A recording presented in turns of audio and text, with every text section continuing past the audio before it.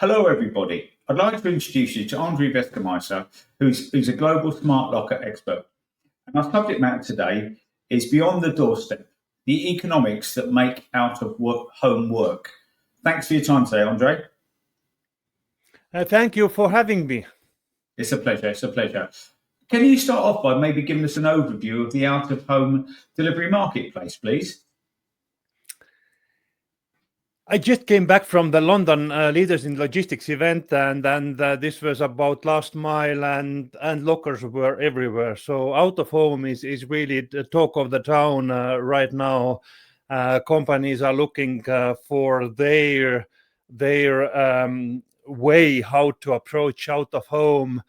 We are talking about returns. We are talking about different additional services. So it's a fascinating market to be right now. There is development, and the development is not concentrating in one area or one country. This is at least European wide right now. Thank you. And I was going to ask that, has the adoption of out-of-home deliveries been same across Europe, or have some countries been further advanced and other countries been slower? It's very different yet, because the out of home started, or let's put it this way: the partial lockers were invented in Germany, they say, by DHL, and then probably Keba were one of the first who were building the first lockers. And you would have assumed that if this was born in Germany, then Germany might be the best, most adoption in lockers. But unfortunately, this is not the case. Germany is lagging behind the other countries, and we see the real heroes coming from the Nordics and from Poland, and especially Poland, that they call the local land. And I was lucky to be in Warsaw myself in July this year, and I found in a 300-meter radius from my hotel 11 lockers from 4 different operators. So Poland is real advanced. They have real dense network, at least in major cities, and there are companies like Invoiced and Allegro, and now also DHL who are leading this development there. Then there is the Nordic countries, and Nordic countries are already 15 plus years in out of home. This is probably due to the climate situation, because the harder winter and autumn weather is quite hard to deal for home delivery, and also the long distances when we're talking about Finland and Sweden. The adoption in Nordics and Baltics is very high. I'm personally from Estonia, and in our country, 80% of the last mile deliveries are delivered through lockers. So this is not part of the last mile. This is the last mile, and I do see the trend that whatever market we are talking about, this share of out of home is only growing. There is no country, in my knowledge, where the out of home share would be in decline, and there are several reasons for that, but we will dig into that later on. Thank you. And what are the key economic drivers behind the growth of out of home? I would say there are 3 major factors that are forcing or enabling out of home to grow. First of them is definitely economic factor. Out of home, to deliver to parcel locker, it's cheaper than to make home deliveries, and the reason for that, consolidation effect. There are almost zero missed deliveries, or failed deliveries. There are this ability to start earlier the delivery route can start for couriers already 4 or 5 o'clock when the sorting is done in the hub. So this everything is can be valued in money. So this is savings for the shipper, for the carrier. This is a strong argument for out of home. The other thing is, especially this year, visiting different industry events, I see more and more that customers are willing to have control over the delivery. And the control means that not only they would like to maybe change the delivery options, they would like to know where the delivery is and to operate with a delivery. And out of home deliveries is much easier to redirect the parcels from one locker to another. So the customers wish to control it. And the other thing from the customer perspective is that especially after the COVID break, people are more mobile. They are not working from 8 to 5 in the office anymore. They are not predicted. Their movement is not predicted. Someday they are at home office, someday they are at work, someday they are traveling. So it's hard for them to be at home when the delivery should come. So this kind of mobility rise in customers is one driver for that. And the third argument of out of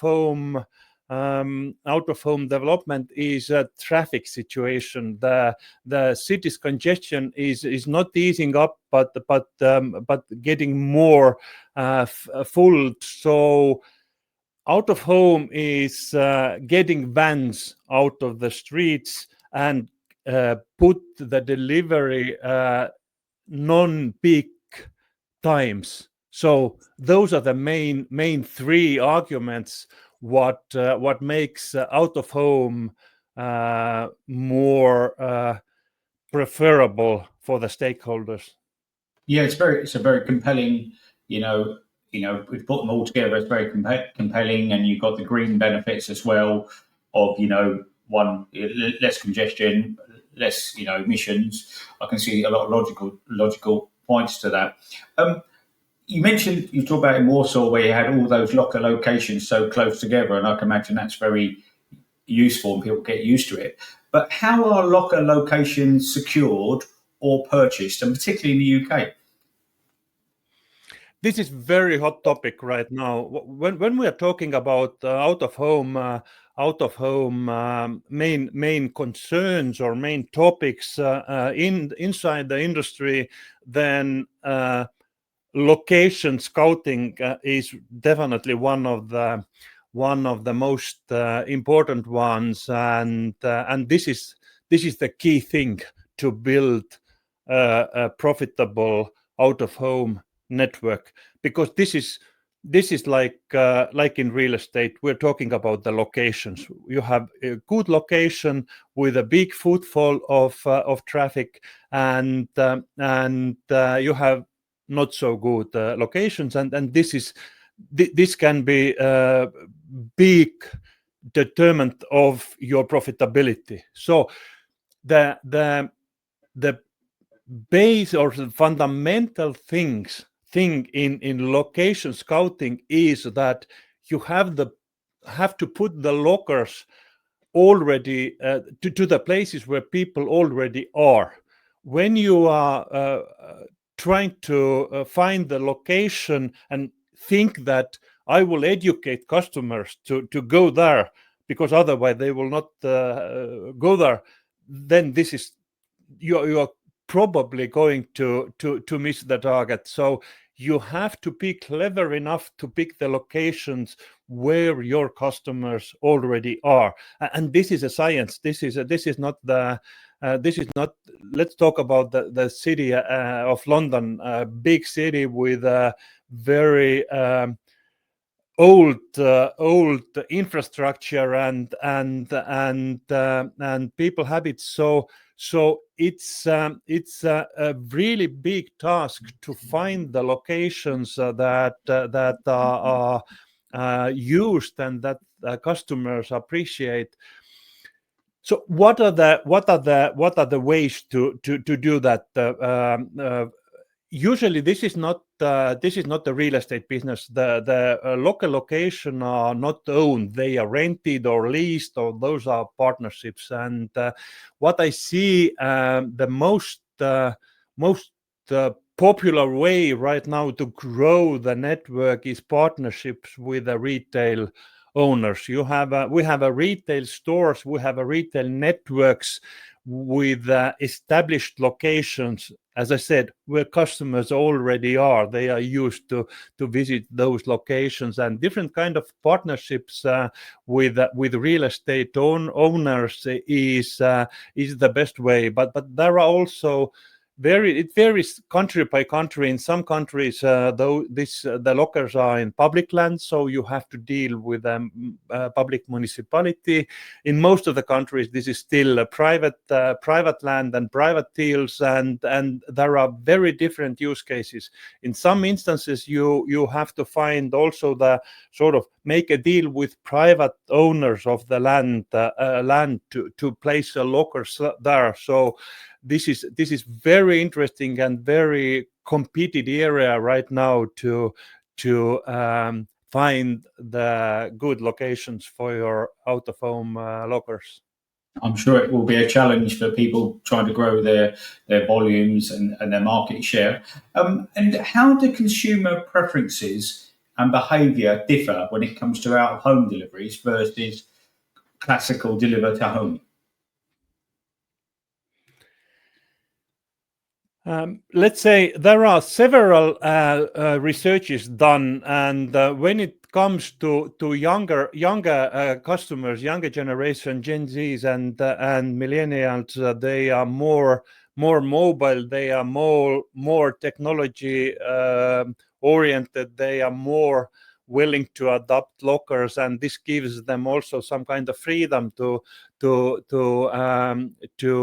that. But this is not only sort of niche segment that are using lockers. As I said, in our case in Estonia, 80% of the lockers of the last mile deliveries that deliver through lockers. It means also that the elderly people are using lockers. There are different kind of technologies you can use, starting from the SMS and PIN code, going to QR codes, from different kind of app-based solution. So it's easy to customer to learn how to use the locker, and now we are also adding here additional services. So this is only one thing to retrieve the parcel, but there are so many other things lockers can do. And let's take for instance the company Vinted and Vinted Co. That is a second-hand marketplace, and they are extremely successful. They are unicorn startup growing in different countries in Europe. And the second hand is sort of in business terms, this is a C2C delivery. So this is a additional volume on top of the last mile, and now there are taking place this new service groups like rentals, different rental products. You can rent power tools or books or whatever. So what I see in different countries is that the lockers are turning into the public infrastructure, not so much anymore just last mile delivery instruments. So I see the future where lockers are similar public network parts like water and electricity, and customers can use lockers for very different everyday tasks. So it's a fascinating area that is definitely going beyond the last mile delivery only. Now, that's very interesting. And are businesses using and leveraging data and technology to enhance the out of home experience for consumers and to drive economic value for themselves? Absolutely. This is a data play. This is a data play and much more than home delivery, because home delivery, in a sense, is flexible. You have human driver and you can instruct him to do different tasks. In lockers, we have locker that is very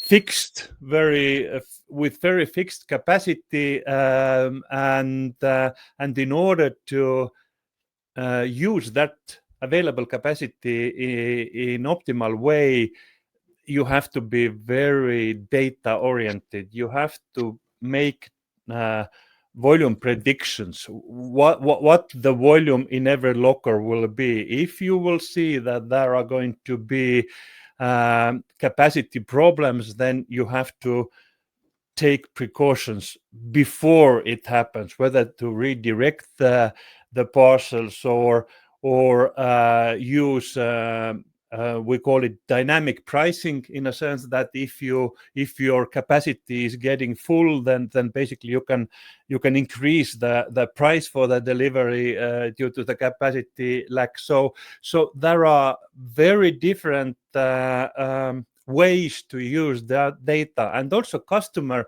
behavior. One thing we've done already is profiling customers. Let's take an example that there is a customer whose habit is that whenever the parcel comes to parcel locker, he visits the locker only on Saturdays for whatever reason.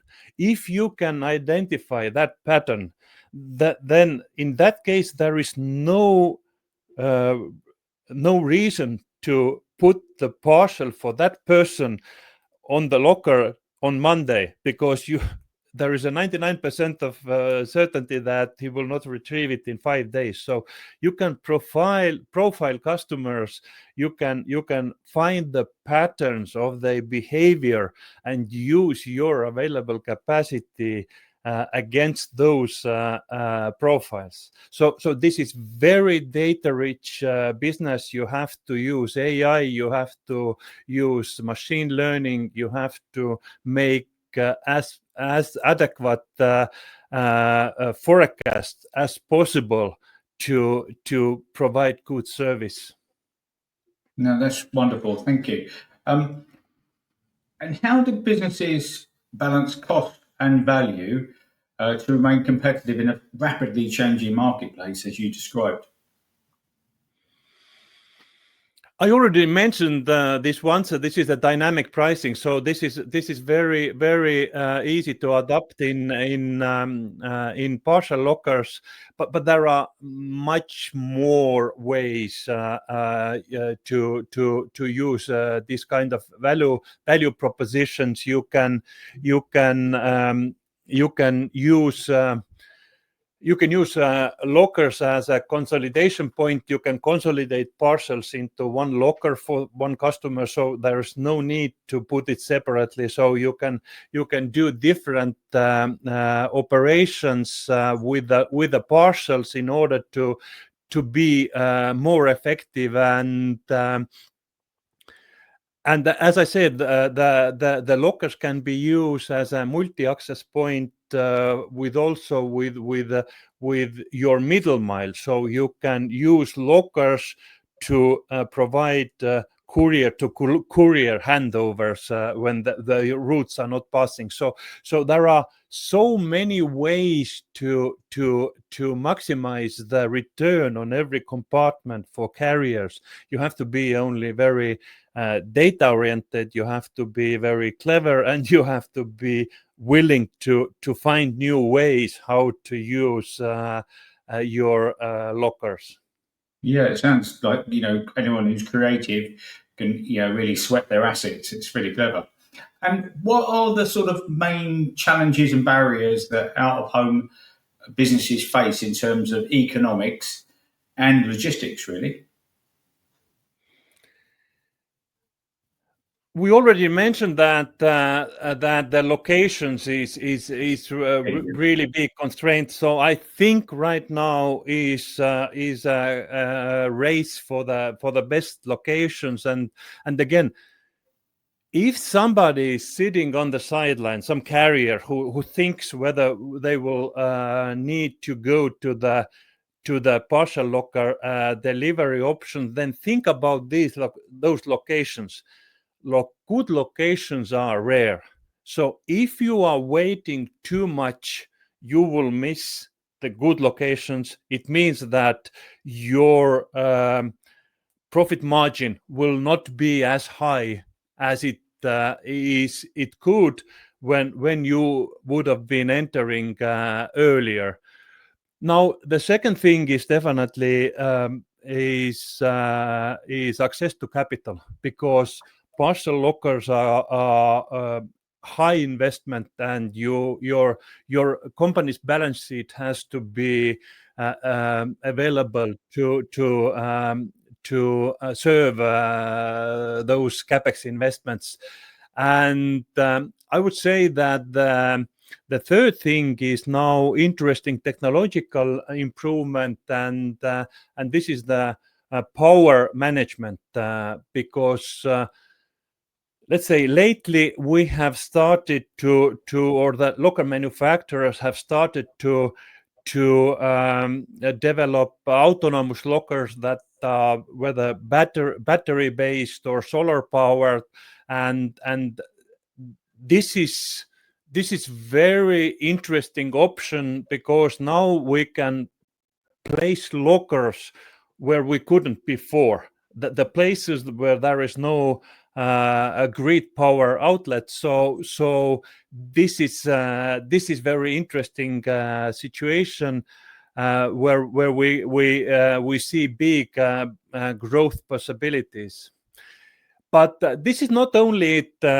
Just recently, two leading companies, Block IT and Modern Expo,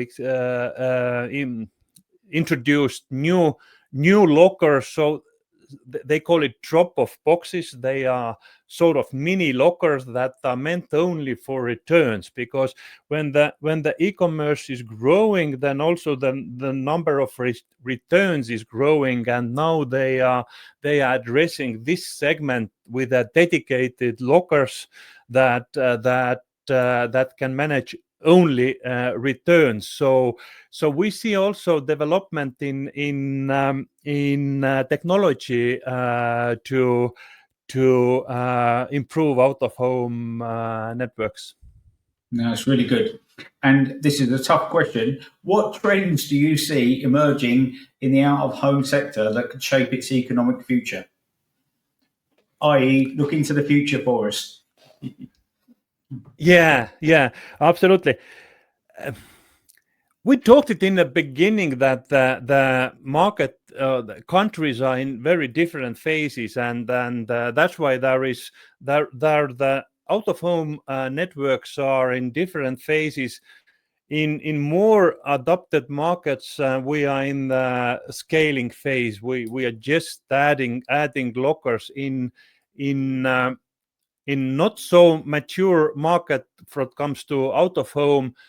We are still in the conversion phase from out of home delivery, or from home delivery to out of home delivery, and this is a bit different phase, because customers need to be educated. They has to be used to use lockers.